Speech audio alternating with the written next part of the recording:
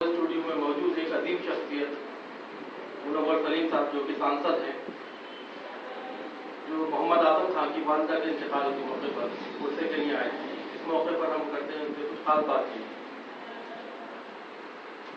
आज के सिलसिले में आज रामपुर आपका अनुभव साहब की वालदा का इंतकाल हुआ है।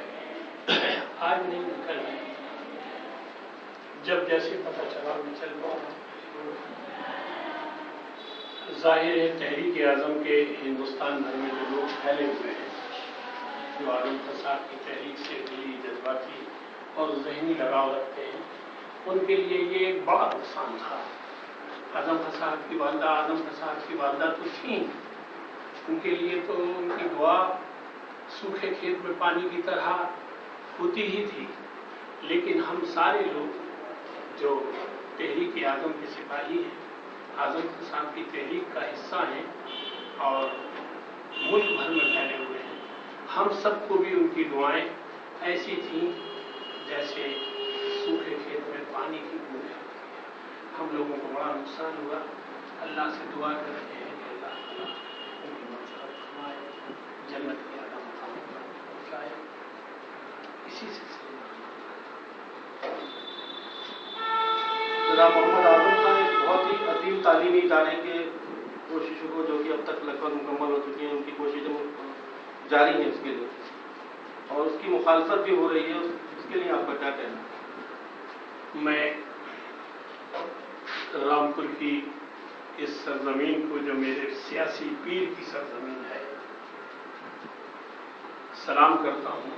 रामपुर की इस बाशऊर आवाम को मैंने हमेशा हर चुनाव में सलाम किया है और ये कहा है कि पूरा हिंदुस्तान आपके सियासी शऊर को सलाम करता है, क्योंकि आपने सियासत की दुनिया में एक ऐसा गौहर दिया है जिनके लिए आमतौर पर सहाफ़ी, अदीब, सियासी मफ़िकर ये राय रखते हैं कि मौलाना मोहम्मद अली जौहर का सियासी शऊर, मरहूम सर सैयद अहमद खान की तालीमी बेचैनी का एक मजमुआ है आज़म खां साहब, जिनकी तरफ हिंदुस्तान के कमजोर लोगों की नजरें ठहरी हुई हैं, रुकी हुई हैं और उन्हें अपना कायद मान लिया है। मैं हमेशा कहता हूं कि ओहदे आज़म खां साहब की शख्सियत से बहुत छोटे हैं। मिनिस्टर बहुत लोग होते हैं, सेंट्रल में मिनिस्टर होते हैं, स्टेट्स में होते हैं, एमएलए एमपी भी बहुत लोग होते हैं, लेकिन आज़म खां साहब की जो सियासी तारीख है, उस सियासी तारीख को मुखालफत करने वालों को पढ़ना चाहिए। मैं बड़े अफसोस के साथ कहता हूं कि वो रामपुर की आवाम जिसने मुल्क को शेरे हिंदुस्तान हजरत आज़म खां साहब, मोहम्मद आज़म खां साहब के रूप में दिया, उसी रामपुर की सरजमीन पे कुछ ऐसे हासिल पुख्त रखने वाले लोग भी हैं जो अनजाने वैसा काम कर रहे हैं जैसा सर सैयद की तहरीक की मुखालफत करने वाले लोगों ने किया।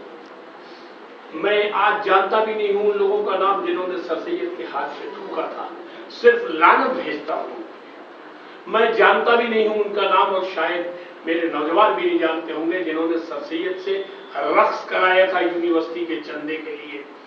उन रऊसा के नाम हम नहीं जानते, लेकिन उन्हें लानत ज़दा शख्सियत के तौर पर हम उनके ऊपर हमेशा लानत जरूर भेजते रहते हैं।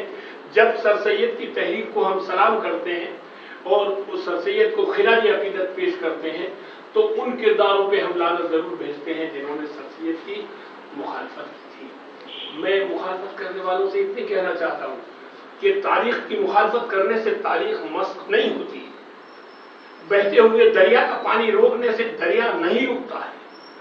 आसमान पे बहती हुई हवाओं को मुट्ठी में बंद करने से हवाएं बंद नहीं होती हैं। और आज़म खां साहब एक ऐसी उसूल है जिसको मुखालफत करने वाले किसी मामूली दीवार से नहीं रोक सकते, क्योंकि उनकी बेचैनी दूसरों के लिए है।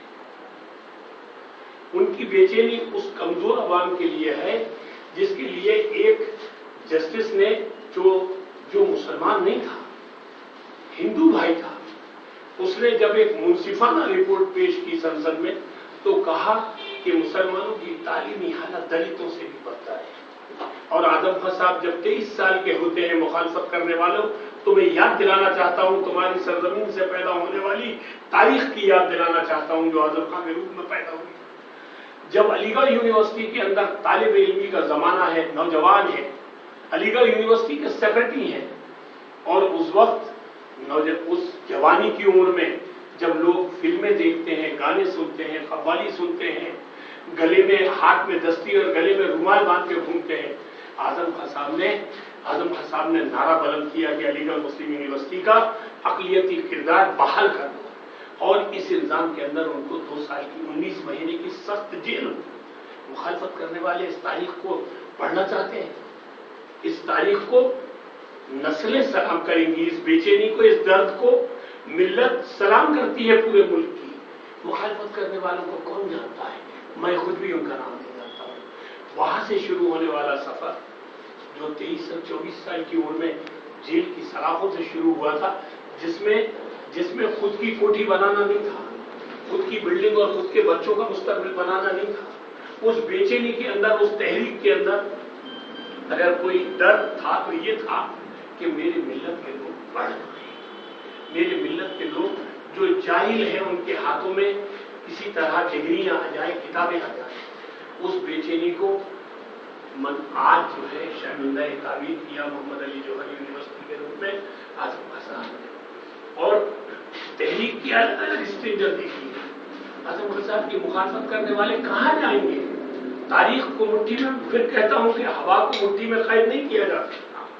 آپ دیکھیے بابری مسجد تحریک پوری دنیا جانتی ہے کہ اعظم خان صاحب کے گھر بیٹھ کے بابری مسجد ایکشن کمیٹی بنی، اور اس کے بعد ہندوستان کی جن مسجدوں کے اوپر اسلام دشمن نظر رکھتے تھے اس بات کی کہ بابری مسجد کے بعد ان مسجدوں کو بھی شہید کیا جائے اور ان کو بھی برباد کیا جائے، ان کو وہیں رک جانا پڑا. اس بابری مسجد تحریک کے سب سے بڑے نیتا کا نام پوری دنیا جانتی ہے کہ اعظم خان صاحب تھا. کون مخالفت کرنے والے کہاں ہیں؟ کیا ان کی حیثیت ہے؟ آپ مجھے بتائیے ادب میں کیا حیثیت ہے؟ میں تبصرہ چاہتا ہوں، میں چاہتا ہوں کہ یہ بات رامپور کی عوام کے سامنے بحث ہو جائے، مجھ جیسے باہری آدمی سے تاریخ کے آئینے میں بحث ہو جائے کہ تم نے اور تمہارے اجداد نے ملک کو اور ملت کو کیا دیا ہے اور اعظم خان صاحب نے کیا دیا ہے. ظاہر بات ہے یہ کوئی ان کی ذاتی ملکیت تو ہے نہیں. ظاہر ہے آج سر سید کہاں ہیں، ان کی اولادیں کہاں ہیں؟ یہ ادارہ جس کو جب کانسٹیٹیوشن کلب دہلی میں اردو پریس کلب نے اعظم خان صاحب کو وقار ملت کا خطاب دیا، پورے ملک کی عوام اور پورے ملک کی پریس گواہ ہے.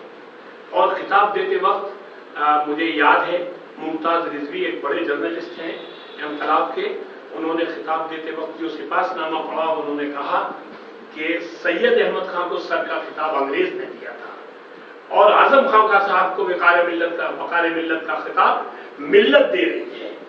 تو میں موازنہ نہیں کرنا چاہتا، میں مخالفت کرنے والوں سے یہ کہنا چاہتا ہوں ملک کے ہر گوشے سے جب اعظم خان زندہ باد کی آواز آ رہی ہے تو تمہاری مخالفت ویسی ہی رہ گئی جیسے سر سید کی مخالفت کرنے والے لوگ یا سر سید کے ہاتھ پہ تھوکنے والے لوگ کس کی مخالفت کر رہے ہیں. اگر آج جوہر یونیورسٹی کا اقلیتی کردار ختم ہو جائے گا تمہارے پٹیشن کے دائر کرنے سے تو کس کا نقصان ہوگا؟ اس کمزور ملت کا، جس ملت کو آج گرد سے نکالنے کے لیے چند لوگ بے چین ہوں گے آزادی کے بعد سے. ان میں سر فہرست ایک نام رامپور کے اس بیٹے کا، رامپور کے اس شیر کا، رامپور کے اس نیتا کا ہندوستان کے اندر آتا ہے جس کو کوئی روک نہیں سکتا، جس کو کوئی چھپا نہیں سکتا.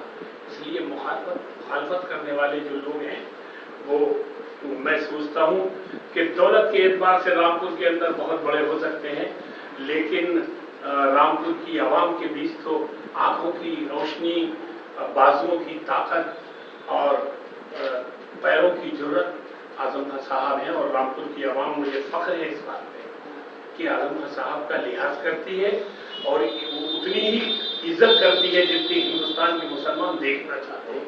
میں رامپور کی عوام کو مبارکباد دیتا ہوں اور شاید مخالفت کرنے والوں کو میں امید کرتا ہوں جب بھی سزا دے گی رامپور کی عوام ہی دے گی، ایسا میرا ہے.